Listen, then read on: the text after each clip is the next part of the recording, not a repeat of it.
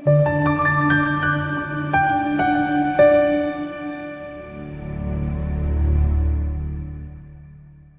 kwintokozo ukukhuluma nawe kama ku-Pastor ngithalile ngiflike. Isicela kwena kubalekile ukuthi unamba iseze kusongoneni ekuseni ka 5 ntambama. Ngaloko ngangasayisebenzisa ama-SMS no WhatsApp ungawusebenzisi. Na abantu ke bayaqhubeka WhatsApp. Angazi why, angazi abezwa, angazi noma kubhaliwe. Cishe noma bangasho ukuthi ke WhatsApp ngibhalile lapha strictly calls kuyisingisi nje ubhalwe kanjalo. So I don't know if bashawa isingisi kodwa ngiphinde ngikhuluma isiZulu mangikhuluma ke ngisho yabo. So sibheka la udaba oluka Joseph Magwaza. Joseph Magwaza futhi ubaba Magwaza uthi uphupha umuntu ekupha imali. Ubaba Magwaza ke la umuntu angaqondi ukubaleka kokubingelela nokucela emdala. Kuyangidumaza ke ngoba nje uJoseph Magwaza akekho uJoseph omncane ngiyazi njengoba uJoseph obvious umuntu wangama 70s. Ngaba inhlahla nje mathu ama 80s. So ufana ubama 80s wama 70s ngemuva uJoseph ubaba omdala. So ngiyacela ukuthi ngaze kwethu uma ufuna ukusizakala kumuntu indlela yokubingelela into ebalekile nokucela kubalekile yabona ukwenzela ukuthi nalomuntu loya umuphala amandla nomdlalo ukuthi ekhulume nawe yabona. Wenza noba nawe uma ngathiwa nje ngifike ngithi mina ngibuza direction ungaphatheka kabi ngifike ngabingelela ngifike ngithi mina ukubheke mofuna ubheke eDumbe undlula indlela ebheke eDumbe kuphi la ngithi indlela ebheke mofuna le goal uhamba ngakuphi la ayibona uma eCape Town indlela ebheke Cape Town. So ungayenzi into ongafuna yenziwe kuwe. So uma uphupha unikezwe imali uphiwa imali unikwe imali nake singakusho number 1 ngiyenzeka uma uphupha umuntu sitshela nje ngoPaul Hluma ekupha imali lungasho ukuthi lindela ukuthi ngase vele uthola imali engalindelekile ngoba vele omunye umuntu kuyenzeka ephiwe imali vele ngakusasathu uyahamba endleleni bamupha imali yabona athi uyahamba emsebenzini bamupha imali. uJobe 42 verse 11 bamkhalela bamduduza ngakho konke ukubi uJehova amehlisele khona lowo nalowo wamnika uhlavu lwemali necici legolide.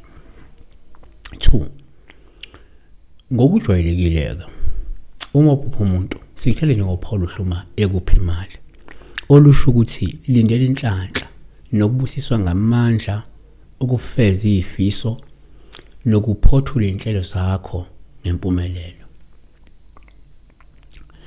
KwabaseKorin izikronike zokuqala chapter 29 verse 12 ingcebo nenkazimulo kuvela kuwe wena ubusa phezulu kokho konke esandleni sakho kukhona amandla nezikhwepha esandleni sakho kukhona ukukhulisa nokunika bonke amandla.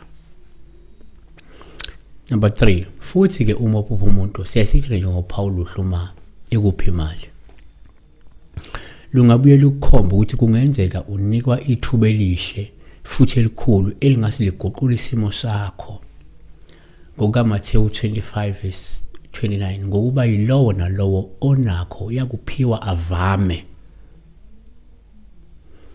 4 kwesinye isikhathi uma uphupha umuntu sikutshela nje ngoPaul Hluma ekupha imali luye lusho ukuthi noma lukhomba ukufika kwesikhathi sokwesekwa ukulekelelwa noma ke ukunikwa usizo olukhulu futhi oludingayo wena.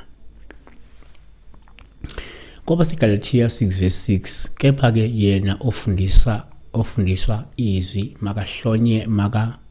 makahlanganyele nalowo omfundisayo kwezona zonke izinto ezinhle. 5 futhi uma uphupha umuntu uPaul Hluma ekupha imali lusho kungenzeka wena ufuna nibuyisane uma ukuthi kade nixabene. So umuntu angakupha imali ngoba mhlumbe kade nixabene akupheka imali. Ngabona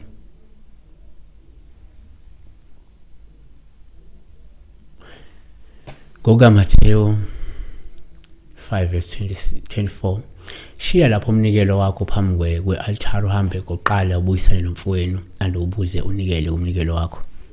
Azivale ngokuthi-ke number 6 futhi uma umuntu uphupha umuntu kupha olubi kwesinye isikhathi uma ekupha imali, ngoba kwesinye isikhathi kuyenzeka lento ikhomba imizamo yokukuthebula wena noma yokukuthenga wena. Ngabe uthenga isidalo sakho noma uthenga wena lobuya kuthebula lo muntu umpuphe kupha imali, kanti ngesikhathi uvuma lokuthi uyithathe le mali ujabula wena umfisela okuhle, kuthatheka lobunhlanhla noma kuthatheka lamandla kuwe, kuthatheka lesi sidalo kuwe. Yabona Izenzo 8 verse 18, kepha uSimoni ebonile ukuthi ngokubekwa kwezandla kwabapostoli uyaphiwa umoya waletha imali kubo. NgokaLuka 22 verse 4, wasuka wakhuluma nabapristi abakhulu nezinduna ngokuthi-ke angamkhaphela kanjani kubo, bathokoza bavumelana naye ukumnika imali. Kodwa-ke asivale ngokuthi-ke number 7, abanye abantu uma uphupha umuntu ekunikeza imali kungenzeka abanye bayekhulula kakhulu ukuthi isuke kuyisidalo sakho, isuke sizokupha inhlanhla, isuke sizokupha amandla, isuke sizokupha ingcebo. Yabona, siyabona.